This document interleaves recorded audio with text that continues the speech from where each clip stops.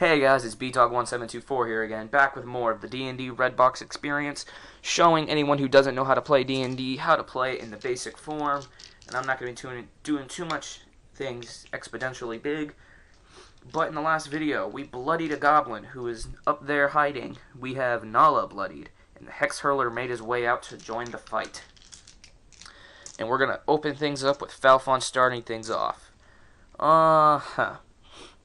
The Goblin Hex Hurler, not the Hex Hurler, Goblin Cutthroat number 1 only has a hit point left on it. So, of course the players wouldn't know that. That's another thing I'm going to be doing. I'll only be, later in the... Actually, I'll explain that later when it comes relevant, because I don't want to explain too much in this right now. So we're going to let Falfon attack this goblin down here. So we're going to have to let him move 1. Actually, hold on. 1, 2... 3. Right. I'm sorry, I'm butchering this so much. I'm gonna have to go over here. He was here. 1, 2, 3, 4, 5. So we do not want an opportunity attack against us. So we're gonna let him attack. This is going to be plus 10 versus AC. 15 versus AC is exactly what he needed. He rolled a 5 plus 10. Is going to deal 1d12 plus 8. 18 points of damage is not a bad roll. So that brings the Goblin Cutthroat number 2 to a whole whopping... Oh, sorry, I'm coming down with a cold, I think. 4 hit points. There you go. So that is a bloodied goblin right there. So I think that's very nice that we now have 2 of the goblins bloodied. And now it is Mulvgol's turn, who wants some revenge. And we're going to let her attack this Goblin Hex Hurler with her Phantasmal Force. So this is going to be plus 5 versus Will. We rolled a 15. Not bad. So that's going to be a 20 versus his Will, which is going to be a hit. And is going to deal 1d10. Plus 5. That's a 6. Plus 5 is an 11 damage. 11 damage to the Hex Hurler is pretty good. That drops him to 29 hit points. See, this thing isn't so tough, right? Yeah, that's what you say now. Alright, so it is now Jaundice's... Actually, it's Nala's turn. Probably going to take some revenge out on that Goblin Hex Hurler, but she will not. I'm going to let her pretty much run away. So we're going to put her up here of 1, 2, 3. And let her use her second wind, which will add plus 2 to all of her defenses and allow her to spend a healing surge. Her healing surge value is 9, for anyone who was wondering.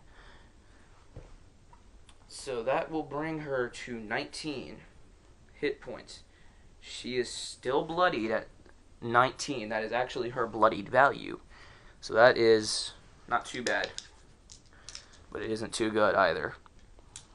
It is now her wolf's turn. Her wolf usually stays with her at all times. So staying in the character of her wolf, the wolf will follow her, sitting, guarding his master. Alright, it is Jaundice's turn. Jaundice is going to finish off what is left of this goblin, hopefully. That was 4 spaces we moved. So this is going to be his bump and run, plus 5. Let me turn this. That is a 15. That is exactly what he needed. And with just his bonus alone, he will kill off this goblin, pushing it against the wall and stabbing the dagger into the goblin's heart as it falls cold to the floor. Oh, sorry, he's not on his square. There we go. It is now someone's turn who has not been able to act at all. And it is the goblin's turn. Goblin's Cutthroat number 2. He's going to use his Death Scurry to go 1, 2, 3. Fortunately, he is out to get something. We're not sure what yet, though. Let me see if I can do anything to note there's nothing we can do to get this goblin moving any faster, but unfortunately that's all he can do.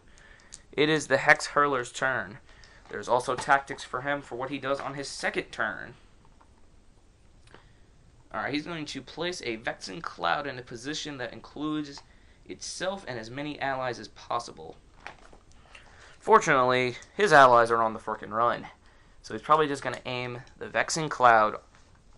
Let's see, what is the Vexen Cloud? Let me show you right here. The Vexen Cloud is an encounter power. An area bursts 3 within 10 squares. This burst creates a zone that lasts until the end of the goblin's next turn. Enemies within the zone take a -2 penalty to attack rolls. Okay, so zone, an area burst. Wait, is it an area burst? Alright, area bursts emanate from your square.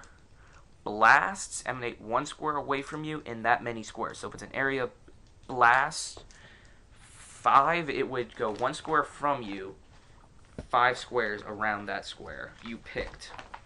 And even there's a little thing here in the Dungeon Master book that you get with this set that will show that right now. So a blast 3 is 1 square and 3 squares around. 1 square, 3 squares. So 1, then 1, 2, 3, 1, 2, 3, 1, 2, 3. A burst emanates around from you. But since his burst attack is within 10 squares, that means he can lob it a little. Like, he can throw it here, and then it would emanate 3 rings around that. So we're just going to say he does it on himself. So he throws it down right where he's standing, and then it would extend 3 squares out. So 1, 2, 3, 1, 2, 3, and 1, 2, 3. So it's kind of like there, and then it would go 1, 2, 3 up. So like there. And then back down from here, 1, 2, 3. So we actually hit the horse too. The horse is affected by this. So pretty much imagine it's from this brazier to that up here. That's 3. How do I do this? Alright, we're going to say at the very least Falfon and Redgar are in this blast, or this burst. No one else is in with range of it, so that's pretty good for the Hex Hurler because Redgar is coming up pretty soon. And that's going to be it for him. Alright, I just don't have any way of marking it, so I'm trying to remember this in my head. So sorry if I make a mistake. Alright, it is Redgar's turn. We're going to attack with Blessing of Wrath, +5 versus AC. A 3, that is not going to be enough to hit him. So we miss. And Thom is going to take a couple steps over here, hopefully aiming at the back of this goblin who is making a run for that door. +4 versus AC.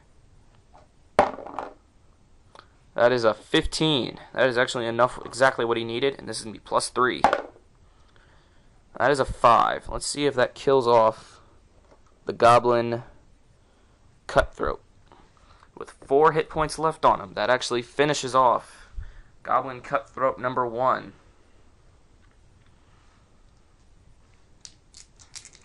Alright, so Goblin Cutthroat number 2 was killed. I'm sorry. So both the goblins are dead. As he was rushing towards the door, an arrow shot into the back of his spine, dropping him cold, dead. And that is it for round 2. Thank you for watching this. And again, I'm going to do this all throughout the whole series of the Red Box at least. You can send me a personal message if you want to be one of these 6 lovely characters for when I do the Dungeon Master Kit redo, because I hated what I did the first time around with the Dungeon Master Box first encounter. I'm going to be redoing that, and on top of that, you guys can be part of my redo. I hate what I did the first time with my crappy little cell phone camera. That was stupid of me to do. I should have just waited till I got this camera. I'm an idiot. We all know that now. But if you want to be one of these 6 lovely characters, you can send me a personal message at my YouTube account claiming your character. We have Falfon, the Slayer Fighter. We have Redgar, the Cleric War Priest of Storm. I probably should have mentioned that he's a Storm War Priest. Movgol the Wizard. Nala the Druid. Thom the Hunter Ranger. And Jaundice the Rogue. Whoop-de-doo. Jaundice, I hope you don't screw this up for us, man. I don't know why, but you're hiding up there. Did you got something to hide from us? But anyway, thank you for watching round 2 of this. Have a nice day. See, this was half the time of the last one. These rounds will get shorter.